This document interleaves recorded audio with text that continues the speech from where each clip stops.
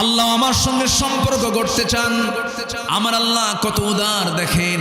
আমার আল্লাহ আমাকে মাফ করার জন্য প্রত্যেক রাত্রিতে চলে আসেন। শেষ রাত্রিতে ফিস সামাঈদ দুনিয়া, দুনিয়ার আকাশে এসে বলেন আলা মিন মুস্তাগফিরিন ফাগফির লাহ।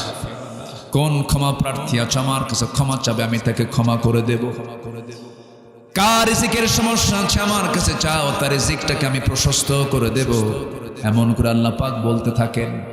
সেই সময়ে যদি কোনো বান্দা শেষ রাত্রে ঘুম থেকে উঠে ওযু বানায় নামাজে দাঁড়ায়া যায়, আল্লাহর সঙ্গে তার ডাইরেক্ট কানেকশন হয়ে যায়। জোরে বলি সুবহানাল্লাহ। আবার শয়তানও কম না, শয়তান ওই সময়ে আসে। হাদিসে এসেছে শেষ রাত্রিতে ফজরের একটু আগ দিয়ে শয়তান চলে আসে প্রত্যেক বান্দার শিওরে এসে মাথার চুলে হাত দেয়, মাথার চুলে হাত দেয় আর বলে আলাইকা লাইলুন তাবিল, আলাইকা লাইলুন তাবিল। সই হাদিসের বর্ণনা, তোমার রাত অনেক লম্বা, তোমার রাত অনেক লম্বা, ঘুমাও ঘুমাও। শয়তান এমন করে বলতে থাকি। সেই সময় রাসূল বলেন শয়তান মোটে 3টা গিট মেরে দিয়ে চলে যায়। ওই 3টা গিট যদি কেউ ছুটাতে চাও, 3টা আমল করবে। ঘুম থেকে চট করে উঠে বিছনা থেকে পিঠটা সরায় নিয়ে বলবে আলহামদুলিল্লাহিল্লাযী আহইয়ানা বা'দা মা আমাতানা ওয়া ইলাইহিন নুশুর। একটা গিট ছুটে গেল। ওযু বানাবে, 2টা গিট ছুটে গেল। ওযু করে মসজিদের দিকে রওনা দিয়ে নামাজে দাঁড়াবে, 3টা গিট ছুটে গেল। 24 ঘন্টা একদিন শয়তান তার কাছে ওয়াসওয়াসা দেওয়ার সাহস পায় না। জোরে বলে সুবহানাল্লাহ, আর জোরে বলে সুবহানাল্লাহ। সবাই কি নামাজ পড়তে রাজি আছেন নাকি? কয়টা গিট ছুটাবো আমরা বলেন? কয়টা গিট বলেন? 1 নাম্বার কি দিয়া? ঘুম থেকে উঠে বসবো। নাম্বার 2 হলো কি দিয়া? ওযু করে। নাম্বার 3 কিসের নামাজ পড়ে? কিসের নামাজ বলেন? ফজর নামাজ পড়ে। এই 3টা রেগুলার যদি করতে পারি, আল্লাহর কসম করে বলি, যে বান্দা এই 3টা নিয়মটা সারা জীবন মেনে চলবে, শয়তান তাকে ওয়াসওয়াসা দিতে পারবে না। কিন্তু দুঃখজনক হলো সত্য, বাংলাদেশের শতকরা 5% মুসলমান নামাজ পড়ে। কত পার্সেন্ট? 5%। তাও জামাতের খবর নাই। 5 ওয়াক্ত মসজিদ, যেখানে গ্রামের মসজিদগুলো ফজরের সময় মুসল্লির সংখ্যা মোটে 3 জন, ইমাম, মুয়াজ্জিন, খাদেম। চাকরি আছে বলে আছে, চাকরি না থাকলে ওই 3টাও থাকতো না। বাস্তব বলছে। কিছু বুড়া চাচা মাঝে মাঝে আসে, চাচা নামাজে কেন আসছেন? কোমর নড়ে না, বুড়া হয়ে গেছেন, কেন আসেন? বাবা বুড়ি মরে গেছে, বুড়ি থাকলে আমি আসতাম। আমি কি ভুল বলছি ভাই? মসজিদগুলো আজকে টাইলসওয়ালা মসজিদ, শীতাতাপ নিয়ন্ত্রিত মসজিদ, কিন্তু মুসল্লিগুলো নাই। শয়তান তো ওই জায়গায় ওয়াসওয়াসা দিয়ে বসে আছে। আমার বন্ধুগণ, দিন শেষে আমার বন্ধু একমাত্র আল্লাহ। সে আল্লাহকে আমরা টাইমটা দিয়ে দেব সবার আগে, সময়ের মালিককে। অতএব সময় দেব আগে কাকে? আল্লাহকে সময় দেব। নামাজ পড়বো কয় ওয়াক্ত বলেন? 5 ওয়াক্ত নামাজ আমরা পড়ব। কবরকে ভয় করা দরকার। আমি মরে যাচ্ছি, মরার সঙ্গে সঙ্গে কেউ আমাকে দেখবে না। ওই কবরে দেখার মতো একজন আছেন, তিনি আমার কে? আল্লাহু আকবার। আমার ভাইয়েরা, কবরকে দেখে সাহাবীরা পর্যন্ত ভয় পেতেন। 10 জন সাহাবী জান্নাতের সংবাদ পেয়েছিলেন। এর মধ্যে একজন ছিলেন সাইয়েদনা ওসমান রাদিয়াল্লাহু তাআলা আনহু। কবরের কথা যখন তিনি স্মরণ করতেন, বাচ্চার মতো কাঁদতেন। কবরের সামনে যখন যেতেন, হাউমাউ করে কাঁদতেন আর বলতেন, এই কবরবাসী দুনিয়াতে কত বন্ধু বান্ধব নিয়ে ঘুরতো ফিরতো, আজকে কেমন করে অসহায় হয়ে পড়ে আছে। আমি ওসমান একদিন এই জায়গায় আসবো, কেমন করে থাকবো আমি? পেরেশান হয়ে যেতেন। সাইয়েদনা ওমর ফারুক পাগলের মতো কাঁদতেন। খাদিজার মতো একজন দামি মহিলা, যাকে আল্লাহ তাআলা নিজে সালাম দিয়েছেন, সেই খাদিজার মতো মানুষ একদিন রাসূলকে বলছেন, হুজুর আমার শরীরটা ভালো না, আমি মনে হয় মরে যাব, আমি মনে হয় বাঁচবো না। রাসূল বলছেন, ও খাদিজা, 3 দিন আগে আমার চাচা আবু তালেবকে আমি বিদায় দিলাম, তুমি এমন করে কথা বলছো কেন? আমার তো ঘা শুকায় নাই, শোকের ঘা এখনো আছে কাঁচা। কি বলতেছো? হুজুর শরীরটা ভালো যাচ্ছে না, মনে হয় মরে যাবো, আমাকে মাফ করে দিয়ে, আমি আপনার কাছে কিছু চাই। রাসূল বলেন তুমি তো আমার কাছে কোনোদিন কিছু চাও না, আজকে যা চাইবা তাই দেব। তিনি বলছেন আমি দুনিয়ার কিছু চাই না, আমি যখন মরে যাব আমার লাশটা নিয়ে আপনি কবরে শোয়া দিবে, তিনটা প্রশ্নের জবাব আপনি আমার হইয়া দিয়ে দিবে। রাসূল বলছেন কেন? খাদিজা বলছেন আমার মন বলছে কবরে তিনটা প্রশ্নের জবাব দেওয়ার মতো যোগ্যতা আমার নাই। কি করে তারা অস্থির ছিলেন, কবরের চিন্তা করেছেন। সেই কবরে আমাকে আপনাকে যেতে হবে ভাই। এখানে যারা বসে আছি অনেকের বাপ চলে গেছে, ভাই চলে গেছে, বোন চলে গেছে, আত্মীয় স্বজন চলে গেছে, আমিও চলে যাব। এই চিন্তাটা মাথায় নিয়ে আমরা চলবো। মান আকিয়াসুন নাস ওয়া আহজামুন নাস ইয়া রাসূলুল্লাহ, সবচেয়ে চালাক লোকটা কি? রাসূল বললেন সবচেয়ে চালাক লোকটা সেই قال اكثركم ذكر للموت واكثرهم استعدادا اولئك الاكياس ذهبوا بشرف الدنيا وكرامه الاخره। সেই লোকটাই সবচেয়ে বেশি চালাক যে মৃত্যুর কথা বারবার স্মরণ করে। জোরে বলি সুবহানাল্লাহ। যে কোনো মুহূর্তে আমরা চলে যাচ্ছি, ফিরে যাব কার কাছে? আল্লাহর কাছে। আল্লাহ আমাকে বারবার প্রশ্ন করছেন, আমার কাছে তুমি আসবে বান্দা, আমি তোমাকে নসিহত করি।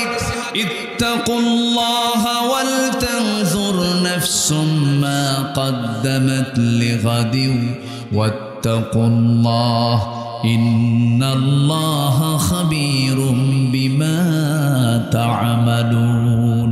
জোরে বলুন আল্লাহু আকবার। লক্ষ্য করে দেখো আগামীকালের জন্য তুমি কি পাঠাচ্ছ। আল্লাহকে ভয় করো। তুমি যা কিছু করছো সব খবর কিন্তু আমার আল্লাহ রাখেন।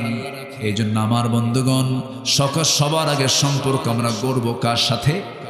আসতে বলবেন না, কার সাথে? আল্লাহর সঙ্গে আমরা সম্পর্ক গড়ব।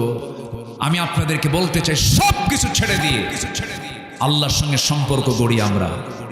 আমাকে দেওয়ার মতো একজন দিবেন, তিনি আমার কে? আল্লাহ পাক। আল্লাহ রাব্বুল আলামিন বলেন أفمن يعلم أنما أنزل إليك من ربك الحق كمن هو أعمى إنما يتذكر أولو الألباب الذين يوفون بعهد الله ولا ينقضون الميثاق والذين يصلون ما أمر الله به أن يوصل ويخشون ربهم ويخافون سوء الحساب والذين صبروا ابتغاء وجه ربهم وأقاموا الصلاة وأنفقوا مما رزقناهم سرا وعلانية ويدرؤون بالحسنة السيئة أولئك لهم عقبى الدار جربلون الله أكبر الله رب العالمين উলুল আলবাব কারা? বিবেকবান কারা? উলুল আলবাব মানে হলো বিবেকবান। এই বিবেকবানগুলো কারা? তার চিত্রগুলো চিত্রায়িত করে বলেছেন যাদের মধ্যে 9টা স্বভাব পাওয়া যাবে তারাই হলো বিবেকবান। এর মধ্যে 1 নম্বর দিক হলো আল্লাযীনা ইউফুনা বিআহদিল্লাহ। নাম্বার 1 হলো যারা আল্লাহর সঙ্গে করাকৃত ওয়াদা যারা পূরণ করবে তারা হলো বিবেকবান। আমরা আল্লাহর সঙ্গে কি ওয়াদা করেছি? কিন্তু আমরা অবশ্যই আল্লাহর সঙ্গে আমাদের ওয়াদা হয়েছে। সেই ওয়াদা হয়েছে রূহের জগতে। রূহের জগতে আমরা যখন ছিলাম আল্লাহ পাক আমাকে আপনাকে প্রশ্ন করেছেন আলাস্তু বিরাব্বিকুম, আমি কি তোমার রব নই? সেই দিন আমরা বলেছি না না হ্যাঁ বলেছি। ক্বালু বালা, হ্যাঁ তুমি আমার রব। এই যে আমি রুবুবিয়্যাতের স্বীকৃতি দিয়ে আমি আলমে আরওয়াহ থেকে আমরা আলমে বুতুন ছিলাম। আলমে বুতুন থেকে আমরা আলমে জাহানে এসেছি। আমরা মার পেটের মধ্যে ছিলাম, মনে নাই? মার দুধ পান করেছি 2 বছর, এটাও মনে নাই। কিন্তু আমাকে মা বলে দিয়েছেন, বিশ্বাস করে নিয়েছি। আমাকে লোকজন বলেছে তুমি এই মহিলার পেটের মধ্যে ছিলে, আমি বিশ্বাস করে নিয়েছি। আমার বন্ধুগণ, মার পেটে থাকা যেমন না দেখে বিশ্বাস করতে হয়, দুধ পান করেছে না দেখে বিশ্বাস করতে হয়, তেমনি রুহের জগতে আমি যে আল্লাহকে রব হিসেবে গ্রহণ করে নিয়েছি এটাও তেমনি মহাসত্য। আমি এই ওয়াদা করে এসেছি আমার রবকে, আসতে বলবেন না, আমার রবকে, আল্লাহ পাক। রব মানে কি? রব মানে আল্লাহ না, আমার রব আল্লাহ। রব শব্দটি ব্যাপক একটি অর্থবোধক শব্দ। এটাকে ফুল ব্যাখ্যার দিকে আমি যাচ্ছি না, শুধু শর্ট করে বলছি, যিনি সকল প্রকার অযোগ্যতা, অক্ষমতা, অপূর্ণতা, ব্যর্থতা, অসম্পূর্ণতা থেকে যিনি মুক্ত, তিনি হচ্ছেন রব। রব মানে হচ্ছে আইনদাতা, রব মানে হচ্ছে বিধানদাতা। এই পৃথিবীতে কোন আইনদাতা নাই কে ছাড়া? আসতে বলবেন না, কে ছাড়া? আল্লাহ ছাড়া। আর তার যা আইন, সব আইন দেওয়া আছে কোন কিতাবে? কোন কিতাবে দেওয়া আছে? যারা বলেন কোরআন এবং রাজনীতি আলাদা, কোরআনের সাথে রাজনীতির কোনো সম্পর্ক নেই, উনি বুদ্ধি প্রতিবন্ধী, অসুস্থ, অথবা ইসলাম বোঝে না, দিন বোঝে না। আর যদি বুঝে বলে থাকে, ভণ্ড প্রতারক। আসতে বলবেন না, জোরে বলুন ঠিক কিনা? এটা মাথায় রাখতে হবে। ইসলামকে অপূর্ণাঙ্গ না পূর্ণাঙ্গ? কোরআন অপূর্ণাঙ্গ না পূর্ণাঙ্গ? এর মধ্যে কোনো কিছু বাদ পড়েছে? কিচ্ছু বাদ পড়েনি, সব বলে দিয়েছেন এর মধ্যে আল্লাহ পাক। এমন কোন সাবজেক্ট নাই যা বাদ পড়েছে।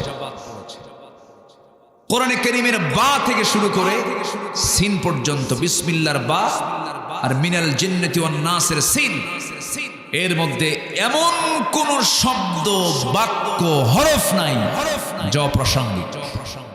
সব বান্দার জন্য আল্লাহ পাক প্রয়োজনীয় করে এটা নাজিল করেছে। সম্মানিত বন্ধুগণ,